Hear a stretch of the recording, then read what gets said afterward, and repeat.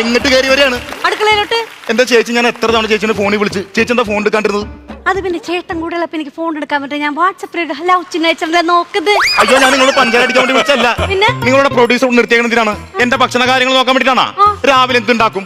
രാവിലെ വഴക്കുണ്ടാക്കും. വഴക്കിന് എന്താ കറി? തെറി. തെറിയാ? പിന്നെ വഴക്കിന് തെറിയല്ലാണ്ട് കറി ഉണ്ടാക്കാൻ പറ്റുമോ? അതല്ല, പ്രൊഡ്യൂസർ നിങ്ങളോട് നിർത്തിയേക്കുന്നത് എനിക്ക് ഭക്ഷണം ഉണ്ടാക്കി തരാനാണ്.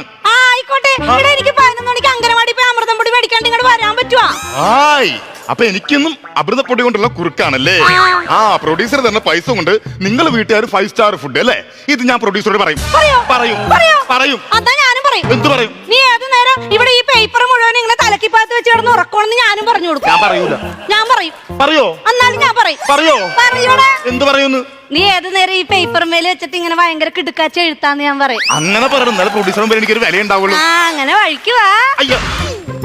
എന്താടാ വഴുക്കി വരാൻ പറഞ്ഞു.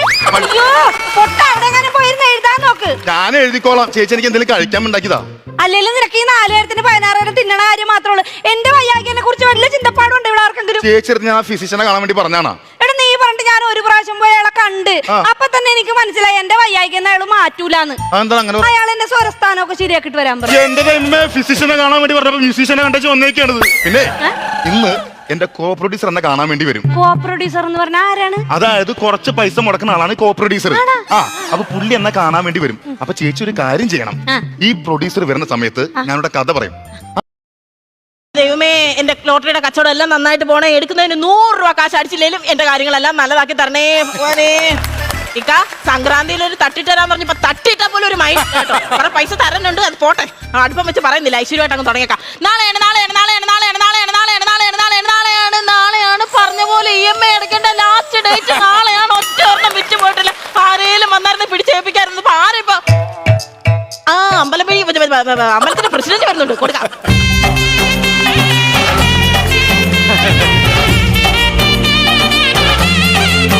പ്രസിഡന്റ് എന്തുണ്ട്? സഹായിക്കണം, ഒന്ന് എടുക്കണേ. ആഗ്രഹമില്ലാത്തോണ്ടല്ല, ഇവിടെ CCTV ക്യാമറയുണ്ട്. ഒന്ന് അങ്ങോട്ട് വന്നിരുന്നെങ്കിൽ 2 കൈയിലോട്ട് 7 കറക്ക് ഇറക്കി ഞാൻ ഭദ്രമായിട്ട് താഴെ വെച്ചേനെ. ഒരു ലോട്ടറി ടിക്കറ്റ് എടുക്കുന്നതിന് എന്തിനാ ഇത്ര വലിയ ഡയലോഗ്? ലോട്ടറിയാ? ഒരു ലോട്ടറി ടിക്കറ്റ് ഒന്നാക്കണെന്തിന്? അപ്പൊ 2 എടുക്കല്ലേ? 2 ആക്കുന്ന എന്തിന്? മൊത്തം എടുത്തോ. എന്റെ ഭഗവാനെ, ഇന്ന് കണി കണ്ടേ, ഞാൻ നാളെയും കണി കാണണേ.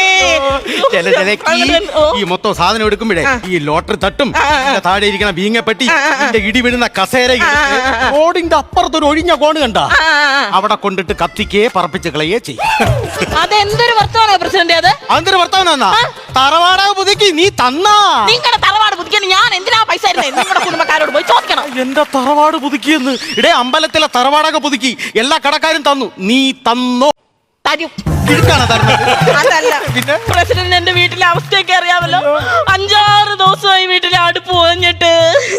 നിങ്ങളപ്പോ ആഹാരമൊക്കെ എങ്ങനെ കഴിക്കും? സ്വിഗ്ഗി ഫുഡ് ഓർഡർ ചെയ്ത് കഴിക്കും.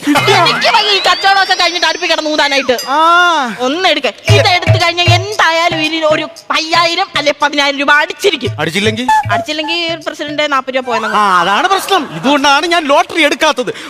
ജലജ, നീ ഇപ്പൊ ഒന്നാമത് അടുത്ത മാസം ഉത്സവമാണ്. ഉത്സവം വന്ന് എന്റെ മണ്ടേ കയറി ഇരിക്കുകയാണ്. ആകെ ടെൻഷൻ അടിച്ചിട്ട് അടുത്ത മാസം നമ്മുടെ ഉത്സവം. വടക്കേക്കരക്കാർ ഉത്സവം നടത്തിയപ്പോ എന്തോ ആളായിരുന്നു അറിയാമോ? ആള് കൂടും. അവരവിടെ സെലിബ്രിറ്റി സിനിമാ നടന്മാരെയാണ് ഇറക്കിയത്. ഈ പ്രാവശ്യത്തെ ഉത്സവത്തിന് ഞങ്ങൾ കമ്മിറ്റിക്കാർ ഒരു തീരുമാനം എടുത്തിട്ടുണ്ട്. എന്തുവാ? സെലിബ്രിറ്റി ഇറക്കും, സിനിമാ നടന്മാരെ ഇറക്കാനുള്ള തീരുമാനം ഉണ്ട്. ആണോ?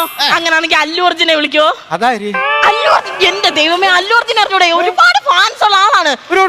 പിന്നെ അല്ലു അർജുൻ ഇച്ചിരി റേറ്റ് ഒക്കെ കൂടുതലാകും. അല്ലു അർജുൻ വരികയാണെങ്കിൽ അല്ലു അർജുന്റെ കംപ്ലീറ്റ് പൈസ ഞാൻ ഇറക്കും. സത്യം? ഞാൻ സ്പോൺസർ. അല്ല, പൈസ ഇച്ചിരി തോനെ ആവും. 2 രൂപ അങ്ങോട്ട് ഇറക്കും വീശി.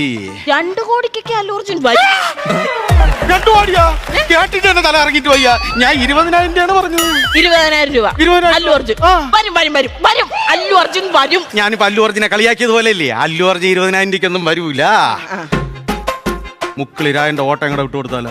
20,000 രൂപയ്ക്ക് അല്ലു അർജുൻ വരത്തില്ലായിരുന്നു. പക്ഷെ മുക്കിളിരായന്റെ ഓട്ടം ഉള്ളതുകൊണ്ട് എന്തായാലും അല്ലു അർജുൻ വരും.